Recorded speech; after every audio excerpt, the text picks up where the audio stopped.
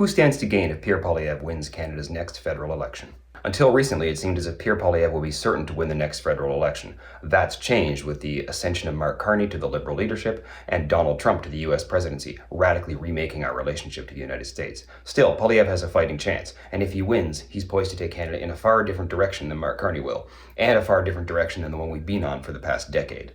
That's why we wanted to take a look at the industry, stakeholders, communities, and others who will benefit under a Poilievre-led government. Among them are Western Canada's populist premiers Danielle Smith and Scott Moe, who will find a far friendlier face in Ottawa than they're used to, though that could come with a mixed blessing. There's also the country's burgeoning ecosystem of right-wing streamers, podcasters, and news websites, who will find themselves elevated and prioritized. Big tech and social media companies will face a far lighter regulatory hand, and the private healthcare industry is likely to face a more permissive environment for expansion.